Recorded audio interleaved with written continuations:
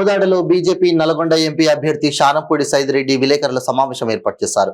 ఈ సమావేశానికి బీజేపీ జిల్లా అధ్యక్షులు బొబ్బా భాగ్యరెడ్డి, బీజేపీ నాయకులు హాజరయ్యారు. అనంతరం ఆయన మాట్లాడుతూ బీజేపీ అంటే దేశం అభివృద్ధి అనే పేరుందని అన్నారు.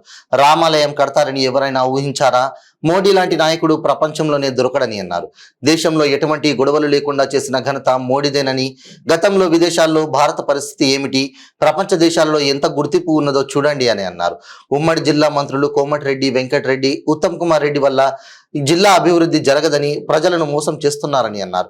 కాంగ్రెస్ పార్టీయే ఒక మోసపూరితమైన పార్టీ అని, యువతని మోసం చేస్తున్నారని తెలిపారు. ఈ కార్యక్రమంలో జిల్లా అధ్యక్షుడు బొబ్బా భాగ్యరెడ్డి, రాష్ట్ర నాయకులు కనగాల వెంకటరామయ్య, నూనె సులోచన, మల్లెబోయిన అంజీ యాదవ్, బొల్లిశెట్టి కృష్ణయ్య మరియు బీజేపీ నాయకులు తదితరులు పాల్గొన్నారు.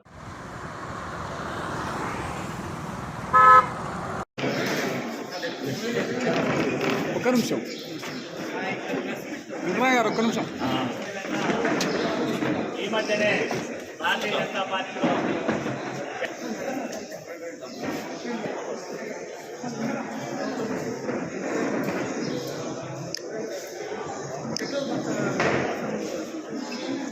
అంటే బండారు కవితారెడ్డి గారిని కూడా భారతీయ జనతా పార్టీ నియోజకవర్గం తరఫున వారి పార్టీలోకి ఆహ్వానిస్తూ వారికి కూడా చూసాం.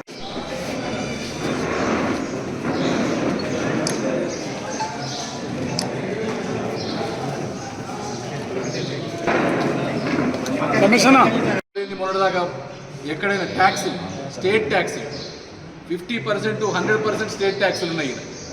ఇది వ్యాట్ అని పెట్రోల్ డీజిల్ మీద కంట్రోల్ చేయమంటే 1%, 2% కూడా తగ్గించే పరిస్థితి లేదు. అందుకని వ్యాట్ల కోసం ఎక్కువ ఉంది. రేపు లేదు సెంట్రల్ గవర్నమెంట్ నుంచి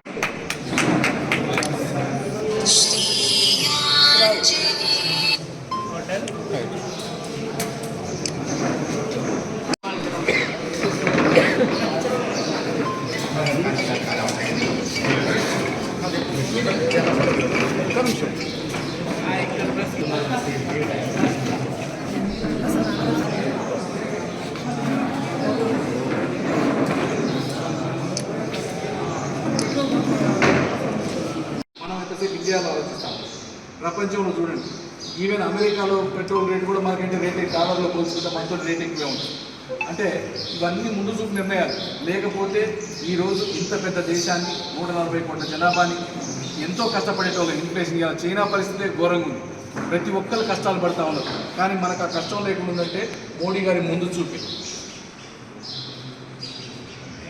10 లక్షల కోట్ల రూపాయలు ఒక్క తెలంగాణకు పంపించిన ఘనత మన ప్రధానమంత్రి మోడీ గారిది.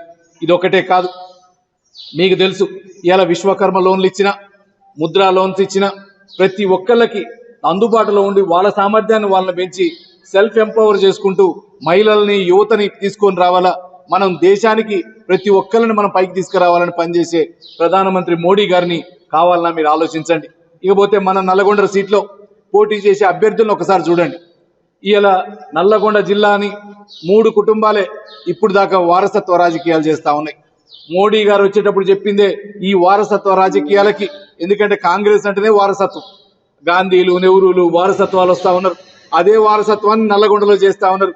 కోమటిరెడ్డి బ్రదర్స్ అయితేంది, ఉత్తమ్ కుమార్ రెడ్డి కుటుంబం అయితేంది, జానారెడ్డి కొడుకులు అయితేంది, ఇక కొత్తగా టీఆర్ఎస్లో కూడా భూపాల్ రెడ్డి అన్నదమ్ములు అయితేంది. అంటే కుటుంబాలు కావాలన్నా, ప్లస్ వాళ్ళకి ఇంతకుముందు చేసిన వ్యవస్థ లేదు. మీరు ఒక్కసారి అందరిని చూడండి, ఏ అభ్యర్థి మీకు బెటరు, ఏ అభ్యర్థి అయితే పనిచేస్తాడు. గత 5 ఏళ్ళు ఎమ్మెల్యేగా ఉన్న సైదిరెడ్డి ఏం పని చేసిండు హుజూర్ నగర్కి, రేపు సాధించుకొని రాలేస్తాడా రాలేడా? మనకు కావాల్సింది ఏదైతే మేము చెప్పినాం మొన్ననే, మన యువత కోసం మోడల్ స్కిల్ సెంటర్లు పెట్టిస్తాం. ఎందుకంటే నేను వచ్చిందే రాజకీయాల్లోకి యువత కోసం. ఖచ్చితంగా ఆ కళను నెరవేర్చే విధంగా యువత స్కిల్ డెవలప్మెంట్ సెంటర్లు కానీ, ఇండస్ట్రియల్ కారిడార్, ఎందుకంటే మనకి రైస్ పంట ఎక్కువ ఉంది, అందుకని రైస్ ఆధారిత పరిశ్రమలు, ఇండస్ట్రియల్ కారిడార్ ఒకటి కంపల్సరీ తెచ్చేటట్టు. దాంతోపాటు మనకు పోర్టు లేదు తెలంగాణకి, మనం ఎంట్రీలో ఉన్నాం. దానికోసం డ్రై పోర్టు, కంటైనర్ పార్క్ లాంటి నిర్మాణాలు, ఇంకా హైవేలు కొన్ని కంప్లీట్ కావాల్సి ఉన్నాయి.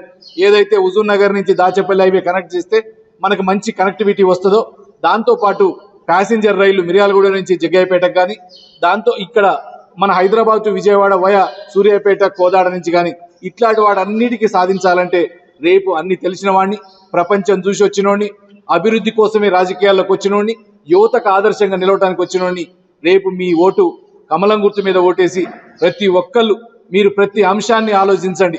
దేశ సమగ్రత ఆలోచించండి, దేశ భద్రత ఆలోచించండి, నల్లగొండ భవిష్యత్తు ఆలోచించండి.